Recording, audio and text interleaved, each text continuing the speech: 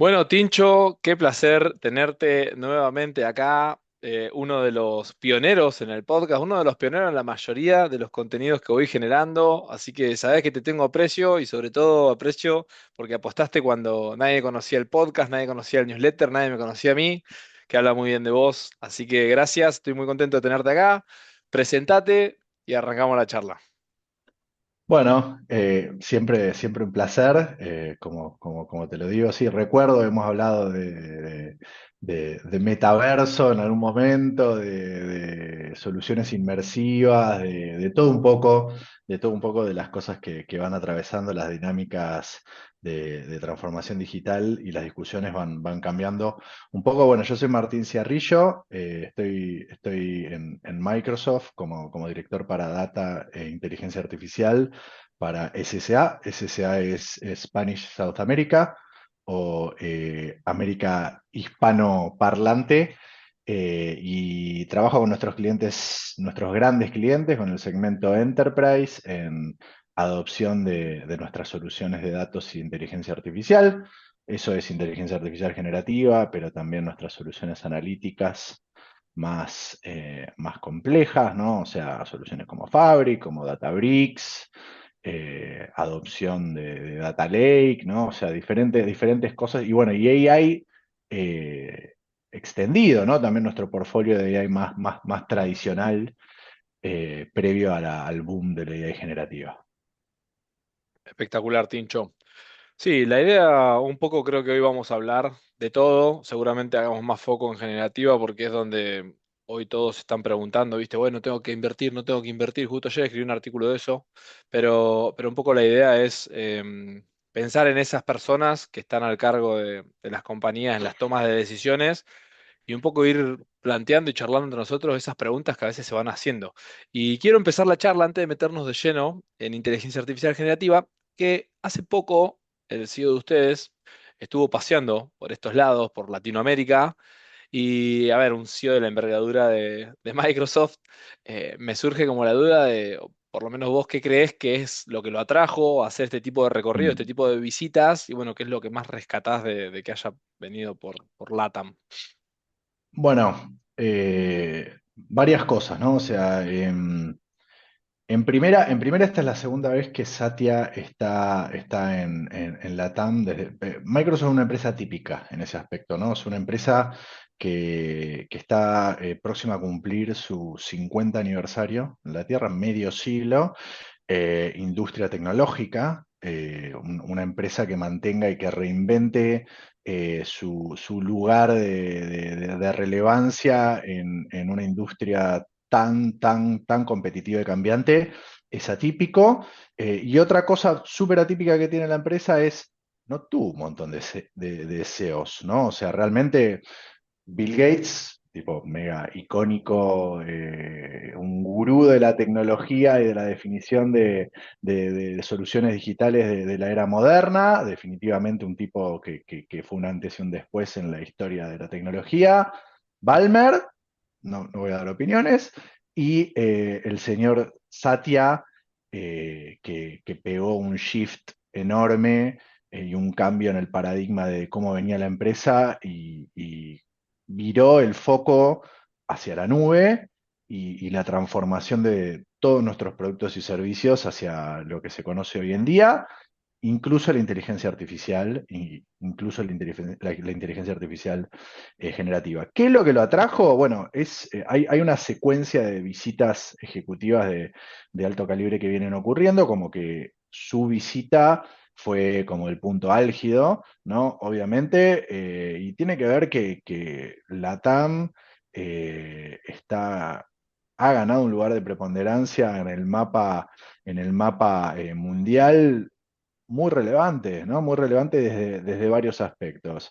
Desde el punto de vista de talento, no, o sea, indudablemente la TAM ha sido un foco de talento infinito para lo que ha ocurrido en los últimos años. Creo que la pandemia fue como el punto que terminó de eclosionar en eso, que digamos bajó barreras geográficas muy fuertes y puso evidencia sobre la mesa mucho más en claro que antes. Y en segundo es el mercado, ¿no? El mercado que, digamos, surge también detrás de esa oportunidad es enorme.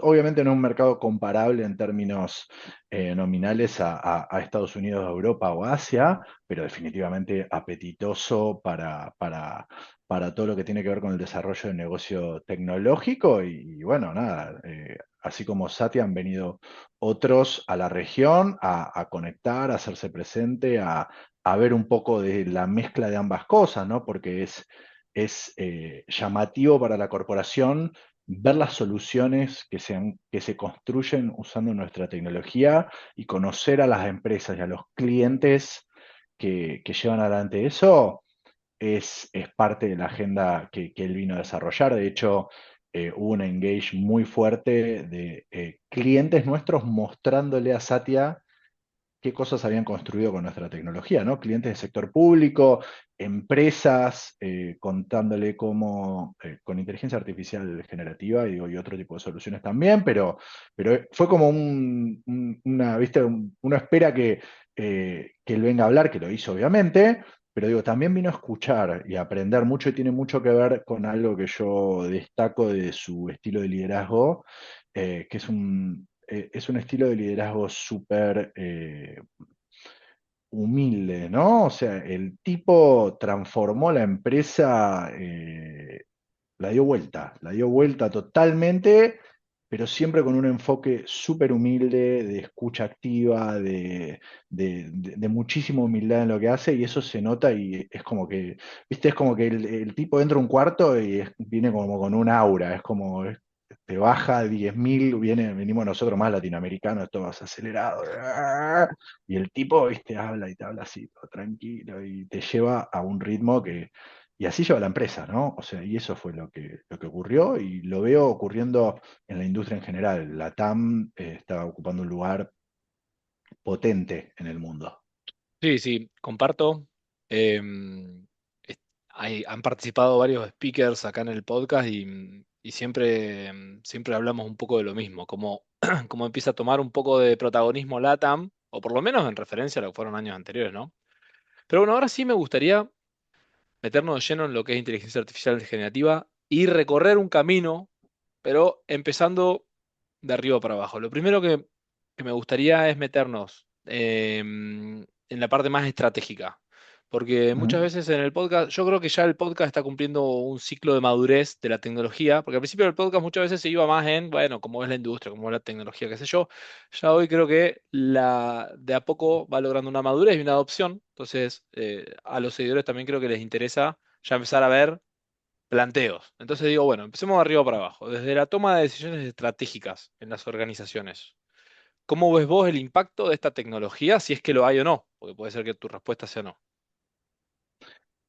Eh, yo creo que todavía no hemos visto decisiones determinantes en términos de apostarle más a la tecnología como creo que vamos a ver en estos ciclos venideros, ¿no?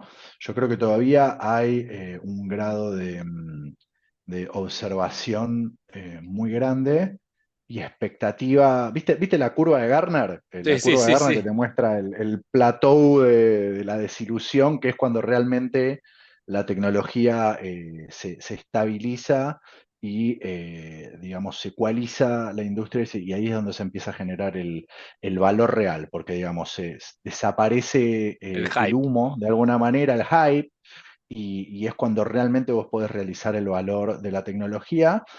Digo, es indudable, a ver, esta parte me parece súper importante porque yo a veces leo cosas, no lo puedo entender, ¿no? Digo, entonces yo tengo mis 42 años, digo, si yo pudiese volver en el tiempo y me pudiese comprar la primer computadora que aparece en el mundo, indudablemente lo haría, digo, y en ese momento seguramente que habría un montón de miradas que me querrían decir si realmente las máquinas de escribir son mejores porque así lo venimos haciendo hace 40 años y que la digitalización tiene un montón de desafíos porque realmente el consumo eléctrico y demás, si yo pudiese volver 20 años atrás al momento en el que la primer computadora estuvo online en la primer red, que formó parte de lo que era en ese momento Internet, definitivamente me gustaría poder meterme en eso y poder ser pionero en eso.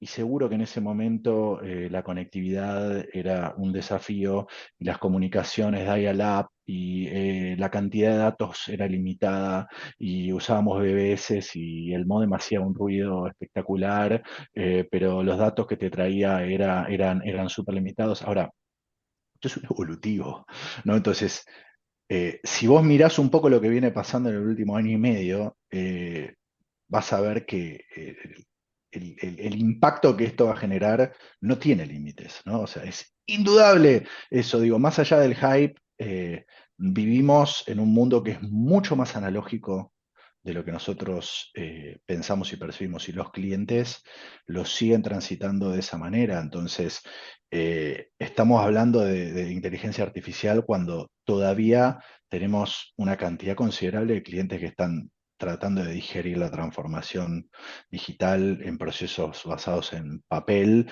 en atención al cliente apoyada en cientos y cientos de personas, cuando vos ya tenés herramientas digitales que tienen capacidades conversacionales súper avanzadas, que eh, es cultural lo que creo que estamos atravesando y lo que definitivamente va a hacer que eso se impulse.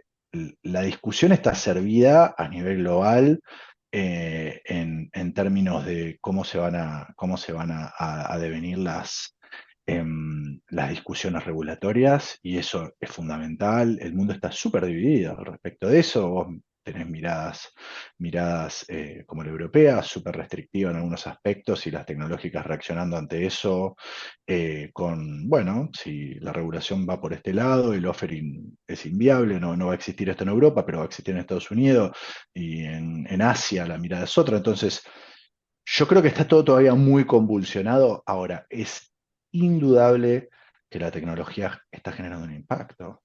Es indudable que hay un shift en un montón de formas de hacer las cosas, en impacto concreto en clientes, impacto concreto en soluciones, impacto concreto en el uso de la tecnología, que va a seguir mejorando y va a seguir avanzando.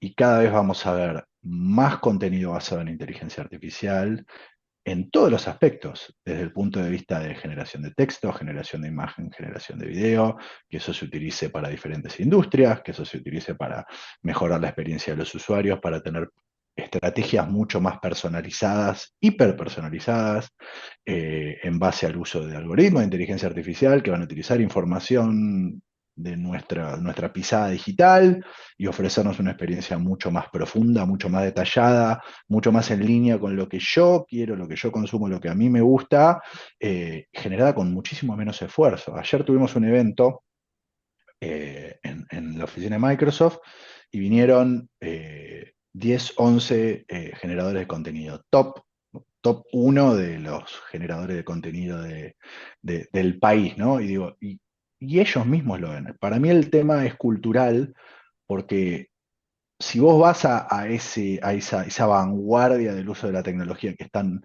mucho más abiertos a probar la tecnología, vas a ver que esa claridad existe. Ahora, en el medio hay un status quo que eh, todavía está tratando de entender. Ahora, hay espacios en los que es innegable que vos podés traer soluciones mucho más rápido, de una forma mucho más eficiente y lugares en los que hoy no estás trayendo ninguna solución, ¿no? O sea, salgo un poco del mundo de comercial, si se quiere, ¿no? En espacios de educación, en espacios de salud. Eh, Siempre digo esto, que a mí es algo que me explota la cabeza, que es ayer en esta mesa que te comento, que había uno de los influencers contaba de una persona que se atiende que tiene sesiones de terapia. Me pareció espectacular el ejemplo. Sesiones de terapia un avatar, una solución digital basada en inteligencia artificial, y uno lo cuestionó, ¿no? Como, eso. Y digo, y nosotros no usamos esa vara para cuestionar qué produce la gente, ¿no? Digo, psicólogos, por ejemplo, ¿no? Psicólogos vos tenés, los tenés millones, tenés psicólogo bueno, psicólogo malo, psicólogo que te van a dar buenos consejos, psicólogos que se van a alinear con tal escuela, ¿no? Digo, y sin embargo nosotros queremos producir una solución digital que sea perfecta y que no sea plausible a ningún error, cuando la solución análoga eh, es súper plausible de error. Los humanos son una fábrica de virtudes, pero también de defectos. De la misma forma ocurre con la medicina. Entonces yo creo que hay muchas discusiones que esa ventana de controversia, ¿no? Esa ventana de Overtron que la sociedad abre y cierra para discutir ciertas cuestiones, ahora está abierta al mango, ¿no? O sea, Claro. está la discusión sobre la mesa de decir, che, esto vino para quedarse. ¿Cómo lo gestionamos? Porque ese es el gran dilema detrás, ¿no? El dilema es de governance, 100%. ¿Quién es el dueño de esto? Y ahí se ata directamente con el ADN de nuestra sociedad, con dilemas de gobierno, de centralización, de diferentes cuestiones. ¿Dónde corre este cerebro al cual le queremos delegar el manejo de nuestra sociedad, ¿no? Entonces, ahí es donde creo que está la discusión hoy en día. Obviamente, como en cualquier discusión, deviene en esto no es perfecto, entonces como no es perfecto no vamos a hacer nada, ¿no? Es una iteración, estos son iteraciones. Y la iteración con la que está avanzando es cada vez más rápida, no cabe duda. Entonces, hay que navegarla, ¿no? Hay que entender que el contenido basado en inteligencia artificial va a existir. Entonces, va a haber generación de contenido que esté acompañado, acelerado por eso, generación de contenido que quizás por una cuestión romántica uno quiera mantenerla pura y no hacer eso, y va a haber diferencias entre ambas cosas y tiene que haber mecanismos para poder identificar uno de otro, definitivamente. Tiene que haber mecanismos para poder expresar tu deseo o no de que tu contenido se utilice para generación de otro contenido basado en inteligencia artificial. Hay un montón de discusiones que tienen que ver con governance, de lo que está pasando, pero indudablemente se sentaron las bases del mundo que vamos a transitar el día de mañana, y lo estamos transitando. Esto es una iteración. Cada vez vas a ver más soluciones, cada vez va a ser menos raro que vos llames a una empresa y te atienda un agente telefónico basado en inteligencia artificial, porque es la manera en la que una empresa puede ofrecer ese servicio a una escala mundial, sin tener que tener 1 millón de personas atendiendo el teléfono. Es No, total. evidente, Pero aparte, ¿no? mira, lo que vos decís, fuiste por tantas cosas, me abriste muchas puertas, o sea, muchos Perdón. casos que, no, no, al revés, muchos casos que estuvieron invitados acá. Porque mira, de lo que estabas diciendo recién, por ejemplo, todavía no estuvieron invitados, pero lo van a estar. Hay una startup de Córdoba que hace toda la parte de cobranzas, capaz la escuchaste hablar, porque ahora está con AWS en la parte de startup, qué sé yo, que es esto mismo que vos decís, pero la parte de cobranzas. Después yo tengo Claro. un íntimo amigo, lo mismo, pero en la parte de venta. Como es un íntimo amigo, tengo acceso a información que él me muestra referido a la analítica. Y cuando te metes en la analítica decís, no, esto es una bomba. Realmente es una bomba, pero el desafío, lo dijiste vos, es a veces la parte más de status quo, pero realmente es una Mm, bomba. Los dos casos son una bomba. Pero algo que vos trajiste fue la parte de esto de los psicólogos, y me hiciste acordar de Connie, que estuvo invitada acá a este podcast, que ella tiene también una startup llamada Kusk, muy probablemente la conoces, que es muy similar a lo que vos planteaste, sí, y se le armó un dilema a nivel medios, que la gente, digamos, obviamente tenías los que estaban a favor, los que estaban en contra, pero fuera de ir a ese trasfondo, hay algo que a mí me pareció muy interesante y también lo planteó, acá estuvo Julián Colombo, el CEO de N5, no sé si lo ubicás, también tiene una sí, lo empresa, conozco. que planteaban algo que es, che, yo con esta solución, está bien, podemos plantearnos, no sé, él tiene soluciones para la industria del banking y el planteo que le hacen es, che, bueno, está bien, esto de, bueno, pero tengo que reemplazar a las personas y él te dice, no, pero no las estás reemplazando y vos, bueno, sí, bueno, pero fuera de esa discusión, él plantea, che, salgamos de esa discusión. Analicemos el nuevo mercado que yo puedo atender que hoy no está atendido. Y eso a mí me Claro, parece como una solución muy potente desde el punto de vista de la experiencia del usuario. Te doy un ejemplo muy simple. Él me decía, Axel, en Latinoamérica, no sé, no te quiero mentir, pero el 80% no está bancarizado. ¿Entendés? ¿Y por qué? Porque para el banco es un costo muy alto atenderlo. En cambio, con mi solución, el costo es tan bajo que él se lo puede trasladar al usuario y el usuario puede llegar a estar bancarizado a costos muy bajos. Lo mismo, o sea, es decir, che, el acceso, yo no digo que esté bien ni que esté mal, ¿eh?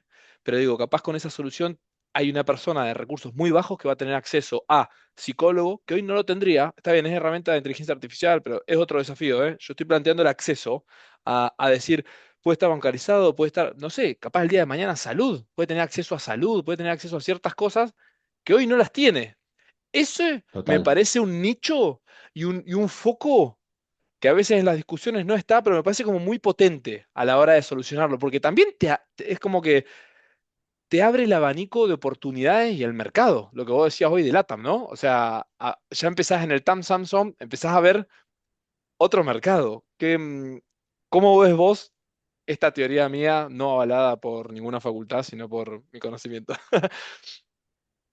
Eh, yo, yo creo que definitivo, o sea, no hay duda al respecto de eso, ¿no? O sea, y lo he dicho en más de un espacio en el que hablo de inteligencia artificial. Vivimos en un mundo en el que vos tenés 50% de la humanidad sin acceso a la medicina, ¿no? Y estamos discutiendo si el grado de asertividad de un modelo que puede dar recomendaciones de diagnóstico médico lo podés llevar al percentil 95 cuando tenés algún médico en el mundo que quizás te genere ese pico de performance, pero digo, overall ya hoy con la tecnología actual, sin iterar, sin evolucionarlo a ningún lado, ya tenés una performance media por encima de la media de los médicos en el mundo. Puede haber errores, definitivamente. Puede haber errores con los médicos humanos, definitivamente. Entonces, es tenés todo por ganar en una humanidad como la que vivimos, ¿no? Digo, si nosotros viviésemos en un mundo ideal, en el cual eh, tenemos totalmente democratizado el acceso a cualquiera de las necesidades universales que deberían ser democráticamente universales, la discusión sería otra. Pero las discusiones que yo escucho parten desde una base irreal y se compara la tecnología de forma injusta. Entonces, mi mirada al respecto de eso es, tenemos todo para ganar. Tenemos todo para ganar adoptando soluciones basadas en inteligencia artificial para resolver los problemas del mundo. El dilema viene acá. Es, la tecnología va a seguir evolucionando exponencialmente, porque así ha ocurrido siempre, y en el caso de la inteligencia artificial, en el último tiempo viene siendo más exponencial aún, ¿no? O sea, imagínate una curva que crece de forma cada vez más marcada.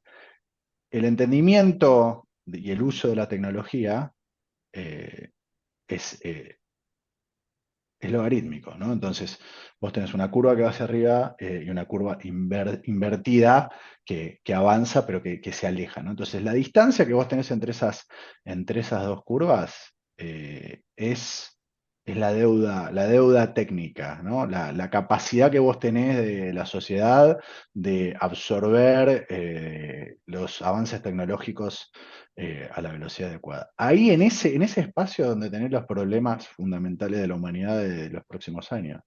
Entonces, la tecnología puede ser la solución a la mayoría de los problemas que hay, si logramos que el mundo pueda adoptarla, ¿no? O sea, si logramos que se empiecen a bajar barreras para experimentar más utilizando inteligencia artificial para desasnar líos que tienen que ver con la genómica, que tienen que ver con la producción de alimentos, que tienen que ver con la cura de enfermedades, que tiene que ver con los nuevos descubrimientos que todavía no se han hecho.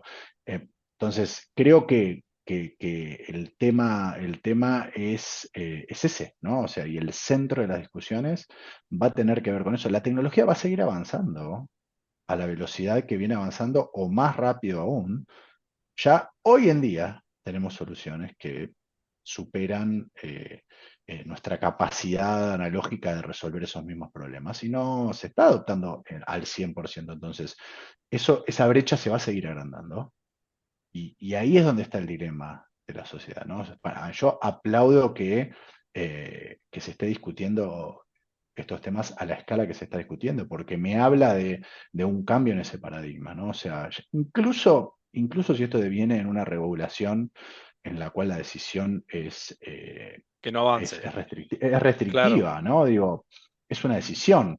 El problema está en la no decisión, ¿no? O sea, en la ignorar este tema y que no haya una decisión a nivel de governance de qué se hace, se lo alienta, se lo restringe, porque incluso desde la restricción es que también surge la innovación, ¿no? Y por ejemplo, con la nube ocurrió eso, ¿no? O sea, la nube fue un cambio de paradigma fundamental en pasar de un cómputo aislado, ubicuo, mucho más relegado al on-prem, a los data centers manejados por empresas cerradas. Digo, la nube planteó un cambio de paradigma al respecto de eso, que devino de diferentes maneras en el mundo. Y en algunos casos donde había mayor restricción, devino de una forma, en otros casos donde esa restricción no existía, ocurrió de otra. Con esto tiene que pasar lo mismo, pero tiene que estar en agenda, ¿no? O sea, no podemos negar que tiene que ser un ítem en la agenda, ese es el punto. Me gusta. Y dijiste la palabra decisión y ahora volviendo a la parte más de negocio.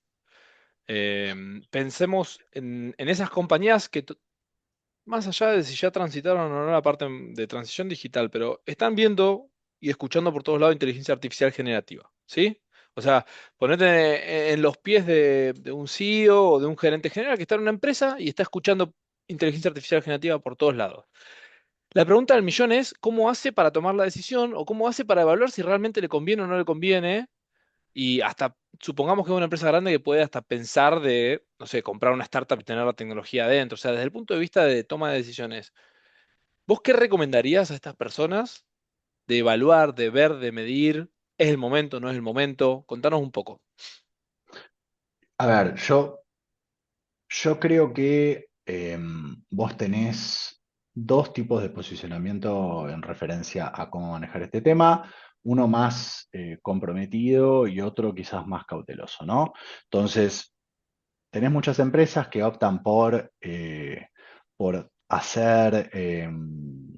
tomar casos de uso poco representativos, o sea, muy cautelosos en cuanto al riesgo, eh, y a veces esto logra probar de forma incremental el valor de la tecnología, a veces te puede hacer que lleve mucho tiempo, ¿no? Yo lo que he visto que funciona mejor son empresas que toman riesgo, ¿no? Riesgo es buscar casos de uso donde vos tengas un dolor grande.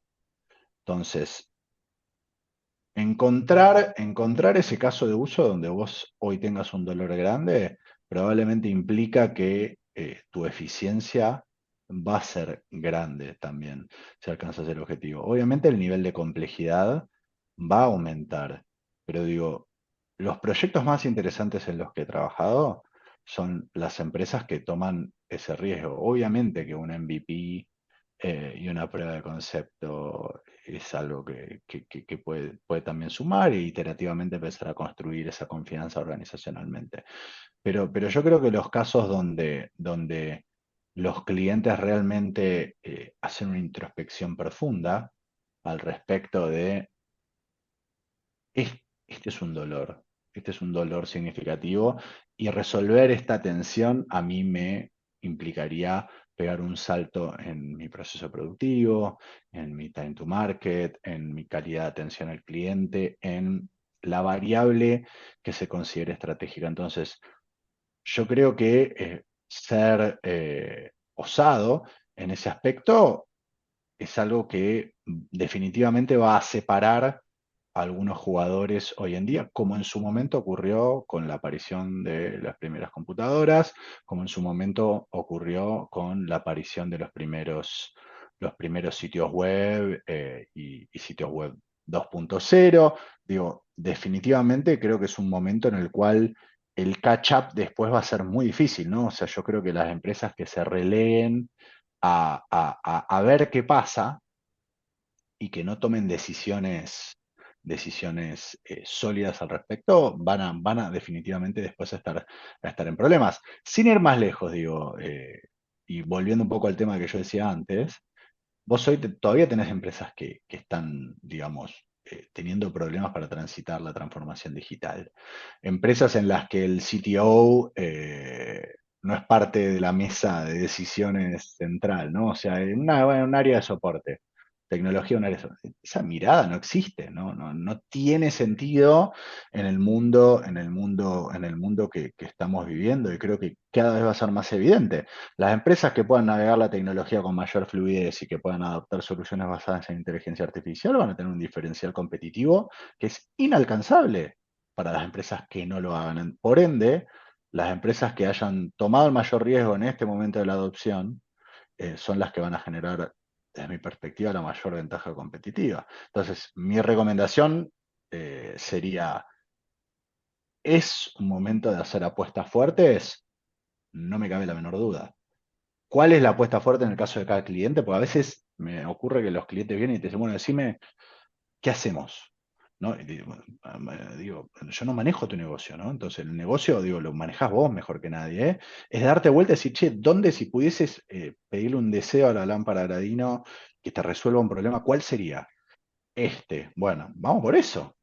¿Entendés? Y ahí es el compromiso y el sponsorship de parte de los interlocutores eh, tiene que ser 100%, ¿no? De los decision makers. O sea, no puede ser no veo cómo prolifera positivamente un proyecto que arranca desde tecnología, quizás, en una empresa que no es tecnológica y que no sienta a tecnología en la mesa para tomar las decisiones, ¿no? O sea, y si ese es el caso, el sponsorship tiene que venir de parte del negocio, empoderando a ese sector de tecnología para poder realmente generar una transformación. Si no, eso no va a ocurrir. Pero yo creo que es momento de apostar fuerte.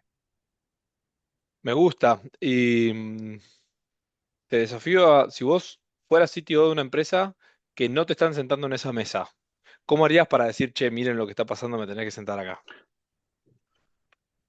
Yo no sería CTO de una empresa que no te sienta en esa mesa en primera instancia, pero digo, pero si mi objetivo fuera arrancar por ahí y llegar a hacerlo, creo que justamente tomaría cualquier proceso de esa empresa que fuera core, que fuera valor para el negocio y buscaría transformarlo con soluciones digitales, utilizando inteligencia artificial como la vena de esa solución.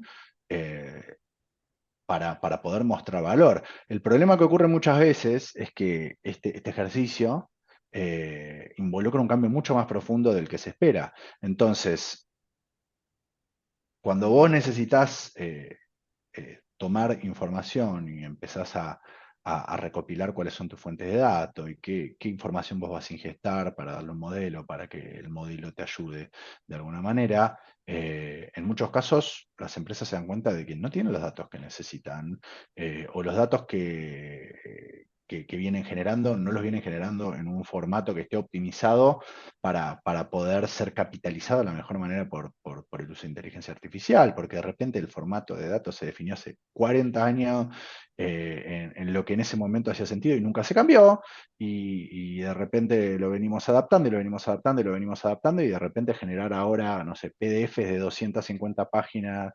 para una parte de ese proceso no tiene más sentido. Entonces, cuando te metes en esas discusiones y empezás a cuestionar las bases a veces con las que están construidas las cosas, es cuando se empieza a disparar una transformación real. Y muchos clientes le ocurre eso, ¿no? O sea, esto los modelos van a ser tan asertivos también como la data con la que uno los alimente. Ahí está el corazón de las industrias, de los productos y de los servicios, en los datos que fluyen en empresas. Y todo depende de procesos manuales, analógicos, de un Excel que está escondido en la computadora de esa persona que trabaja hace 30 años.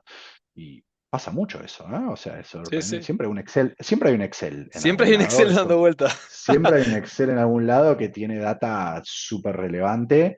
eh, Digo, así como Excel, SQLs, digo, hay de todo, ¿no? O sea, y es súper interesante que a veces con toda la magia que proponen el uso de inteligencia artificial, es que de repente también se pretende que el algoritmo tome datos de cualquier lado, en cualquier formato y haga magia, literalmente, y la verdad es que a veces hay que mirar mucho más profundamente cuál es la estrategia para la generación de datos que tiene una compañía y eso requiere otros cambios, ¿no? Previo a la adopción de inteligencia artificial o digamos en un estadio más primario que es tener la data adecuada en el momento adecuado, entender por qué genero ese dato, cómo lo genero en un formato o en otro, y después, digamos, servirte la inteligencia artificial como un vehículo para llevarlo o disponibilizarlo al resto de la organización, a nuestros clientes, al mercado, lo que sea. Me gusta. Me gusta y mi pregunta iba, sabía tu respuesta de que vos no ibas a hacer ese sitio, pero hoy en día es como si vos, hay muchas compañías que todavía están empezando a hablar de digitalización o de transformación digital, entonces, digamos, sí me interesa que la audiencia que lo escucha capaz está envuelto en una organización que todavía le falta y mucho, pero entiende de la tecnología y dice, che, ¿cómo puedo hacer para... Me gusta este concepto de ver el dolor y en función del dolor crítico y planteárselo a quien se lo tenga que plantear para empezar a trabajar en función de eso y no esto de, che, GenAI, dale, sí, vení con un bot y lo planteamos, porque capaz ni suma valor y encima de que el CEO de esa compañía ya veía la tecnología como ahí afuera de la mesa, le trajiste un caso que dice, che, gasté guita al cohete, digamos. O sea, eso me lo llevo. Y ahora, yendo más al doble clic de todo lo que nos contaste, ¿tenés casos desde Microsoft que nos puedas contar de implementaciones, usos, optimizaciones, mejoras, lo que puedas darnos de número o con caso, ya sea con nombre y apellido o así marca blanca, bienvenido sea, sin compromiso. Si no lo hay, sigo con la próxima pregunta. Eh, sí, tengo cosas. A veces los clientes nada, hay todo un proceso, ¿no? Digamos, contar qué está haciendo un cliente con la tecnología. Prefiero eso mantenerlo anónimo, pero digo, a ver, en líneas generales es usos que tienen que ver, usos que tienen que ver con exploración de productos y servicios, generación de nuevos productos y servicios utilizando inteligencia artificial generativa y discriminativa. Bueno, la parte de atención al cliente, todo lo que tiene que ver con necesitar un ser humano eh, con un headset X cantidad de horas y armar un shift de 24/7 para tener eh, atendida a la gente, es algo que tiene definitivamente su contraparte digital optimizada, aterrizado a un punto que cada vez va a ser más difícil distinguir si vos realmente estás hablando con una persona con no, el nivel de eficiencia es infinito, ¿no? O sea, un algoritmo que pueda acceder a tu estado de cuenta y en 2 segundos detectar cuando tenés un problema, un reclamo, resolvértelo, ofrecerte un producto nuevo en base a patrones de consumo, a qué es lo que vos venís haciendo. Digo, un caso de uso que tenemos no en uno, en varios clientes, innegable que suma valor, ¿no? O sea, de la misma manera. eh, Tiene impacto en un montón de lugares esto, el burnout de esos roles, el attrition, el cómo manejas un discurso de manera consistente cuando vos tenés alta rotación en sectores de ventas, de atención al cliente. Digo, esa capa customer facing la veo fuertemente intervenida por el uso de soluciones nuestras, cada vez más, o sea, de forma súper, súper eficiente y cada vez con un nivel de realismo más grande. La parte de video creo que viene un poco más relegada, cuestión de meses, hasta que ya tengas un nivel de realismo sorprendente. De hecho, nosotros lanzamos nuestros primeros servicios de avatars en Azure, basados en AI, y ese servicio va a seguir evolucionando. Ya podés customizar el avatar y que tenga el aspecto que vos quieras. Eh, creo que toda esa capa es definitivamente está intervenida. Son trillones de dólares a nivel mundial, solo esa parte de todos los negocios que te estoy hablando. Después, dentro de las diferentes industrias, hay también un montón de usos que tienen que ver de cara a la interna, de cara a cómo disparo la comunicación interna en una empresa, cómo manejo la información, cómo distribuyo la información. No estoy entrando en cosas específicas de cada una de las industrias, ¿no? Pero, y ni siquiera considerando casos de uso más complejos en los cuales introduzcas visión computacional para hacer análisis de calidad, eficientizar la producción en las líneas de producción. Digo, hay tantos usos, tantos usos que estamos viendo creativos, como los que se les contaron a, a Satya. Hubo uno de los casos, y lo cuento también porque estuvo ahí, que era el manejo de sesiones en juicios en Colombia, que a Satya le encantó, sobre cómo se utilizaba la inteligencia artificial para hacer proceso, un proceso que llevaba horas, ¿no? O sea, es un proceso que se hacía a mano, ¿no? Que vos tenías una escriba escribiendo y esta era una jueza, no me acuerdo de qué entidad de sector público en Colombia, que contaba cómo habían ganado miles y miles de horas de eficiencia usando algunas de las capacidades más básicas de estos modelos, ¿no? Que tiene que ver con la transcripción, con el reconocimiento de voz y pasarlo a texto, el análisis, el buscar una jurisprudencia, encontrar tipo, cosas que son de la primera ola de la IA generativa, y el valor y ya estamos hablando de visión computacional, de fluidez en el discurso. Digo, ahora se viene la segunda ola de esa adopción multimodal, que es mucho más profunda, con mucho más grip en casos de uso más complicados, y ahí agarrate, ¿no? O sea, creo que ahí no hay proceso que quede entero sin ser intervenido. Eh, que digo, son discusiones, me parece que son súper saludables. El tiempo de un operador, de un ser humano, tiene que estar enfocado específicamente en algo que vos digas, el nivel de complejidad que yo tendría para resolver esto usando la tecnología lo hace inviable, digo, ¿no? Dejamos de ser súper complejos en cómo operamos. Ahora, es innegable que hay cosas que las máquinas hacen mejor que nosotros, ¿no? Entonces, para mí, volviendo un poco atándolo con el punto anterior que vos decías, es las empresas y los estados que sepan identificar claramente esos casos son las que van a ganar ese salto de magnitud. Yo siempre destaco, por ejemplo, el caso del gobierno de la Ciudad de Buenos Aires con Boti, por tomar una tecnología nueva, súper disruptiva, y sumarla a un chatbot conversacional de atención ciudadana. Me pareció, en el momento en el que ellos lo hicieron, que fue hace un año, cuando empezamos a hablar con ellos fue hace un año y pico, súper disruptivo. Y bueno, de ahí surgieron 5, 6, 7 proyectos más que tenemos con ellos para el uso de la misma tecnología para resolver otras problemáticas que tiene la ciudad de Buenos Aires utilizando inteligencia artificial. Y así pasa también con nuestros clientes, ¿no? O sea, ese es el camino. Yo creo que todavía estamos en un estadio. Estamos cuando se conectaron las primeras computadoras a Internet, estamos en ese lugar.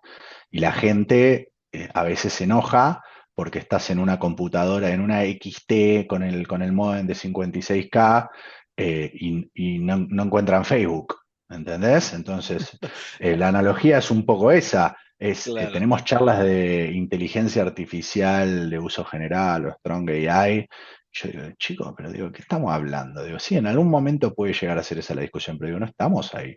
Veamos cómo eliminamos, yo no quiero firmar un formulario más a mano, ¿entendés? No quiero que me demore un proceso más de 10 minutos nunca más. Digo, y la tecnología existe, trabajemos para eso. Después, en el recorrido seguramente que vamos a tener discusiones más profundas de cuando esto se vuelve un problema existencial, digo, pero ahora mejoremos la realidad que existe hoy, con la tecnología que existe hoy. Y creo que es difícil a veces lograr esa ecualización eh, de todas las voces, ¿no? Pero definitivamente que dan una fuerza tremenda en el último tiempo, ni hablar, ¿no?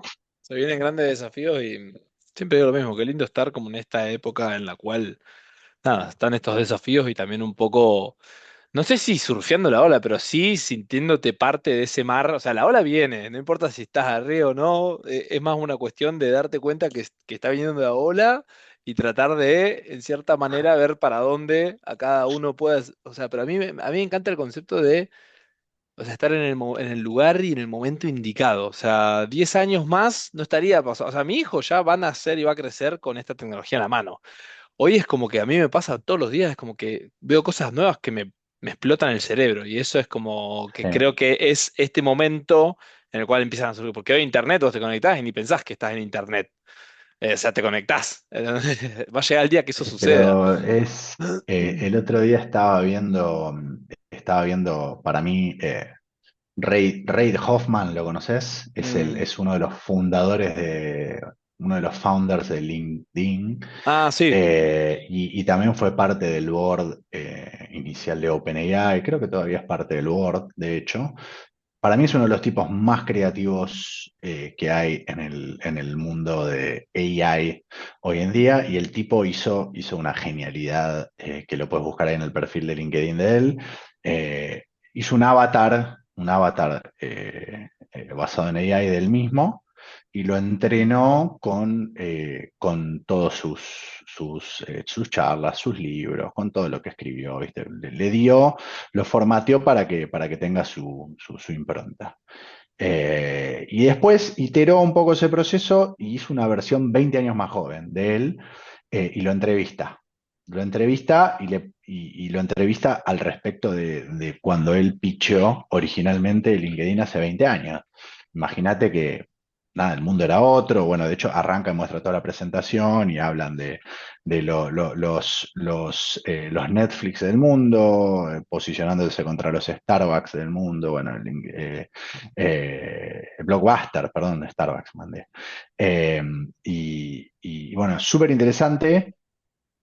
Y claro, me ponía a escuchar y digo, el mundo hace 20 años era, o sea, si a mí me hubiese preguntado, y a él mismo, ¿no? Es uno de los tipos más exitosos del mundo en tecnología, un montón de cosas, y se hace preguntas súper interesantes. Le dice, bueno, ¿con qué la pegué, con qué no la pegué? ¿Viste? Y hay un montón de cuestiones que son difusas al respecto del futuro. Ahora, dos cosas que yo digo siempre que a veces parece que la sociedad se olvida es, uno es, la tecnología no tiene un futuro definido que ya está escrito y que nosotros no podemos cambiar y que, bueno, va a seguir avanzando. Digo, la tecnología está al servicio de la humanidad y la tecnología va a ser lo que la humanidad defina y haga con ella.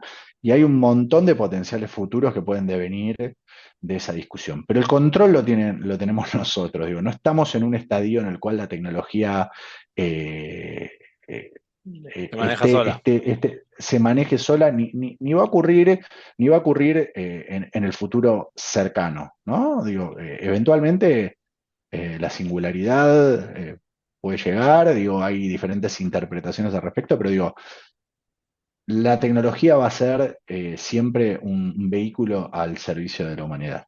Y en segunda instancia es definitivamente que lo que vino para quedarse. O sea, no hay vuelta atrás acá. No hay un lugar en el cual nosotros queramos de repente empezar a resolver cuestiones de una forma más ineficiente por un sentido romántico o sea, no existe eso, no existe. Nosotros tenemos que hacer el shift left de cosas. sacar cosas en las cuales yo no quiero estar recorriendo una planilla a mano, si puedo de repente hablarle a Copilot y decirle, che, tráeme este dato, esto, aquello, lo otro, y que me lo resuelva. No lo voy a volver a hacer nunca más a mano.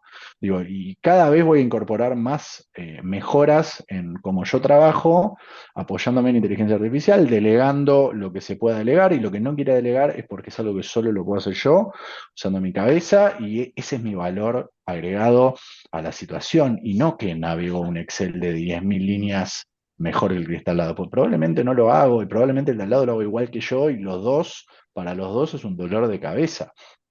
Entonces, todavía creo que esa inflexión se está dando, ¿no? O sea, vos tenés un montón de estudios que te dicen que hubo uno muy interesante que hizo Boston Consulting Group, que agarró 100 analistas, les hizo hacer una tarea bien específica a mano y utilizando inteligencia artificial.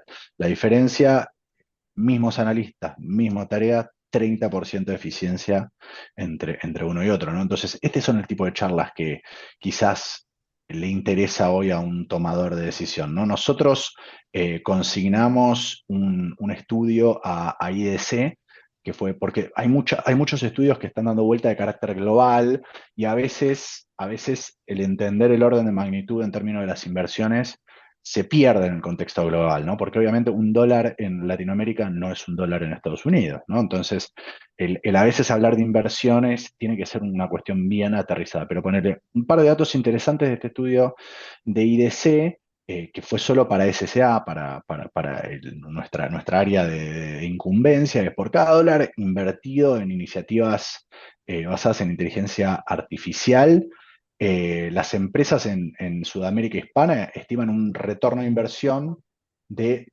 2,8 dólares, ¿no? Y quizás Oh, la comparativa es, en el mundo son 3,5, digo, ¿no? Es menor el retorno de inversión que tenés acá porque el costo de ese dólar es mayor para nosotros, pero igual sigue siendo un retorno de inversión superlativo, menor al que quizás vos tenés en el mundo donde ese dólar de entrada te hubiese costado menos, igual, ¿por ¿no? qué? ¿Por qué? Entonces, O sea, ¿por qué? O sea, a mí me extrañó, ¿por porque qué? acá, ¿Por qué acá tan una menor? inversión en dólares, acá una inversión en... Ah, porque es menor el ¿Por qué retorno. retorno? ¿Por qué en LATAM el retorno de la inversión es menor? Porque el costo, ponerle que nos cuesta más un dólar, pero a su El vez a la hora, costo y o sea, y la el costo venta, es más grande.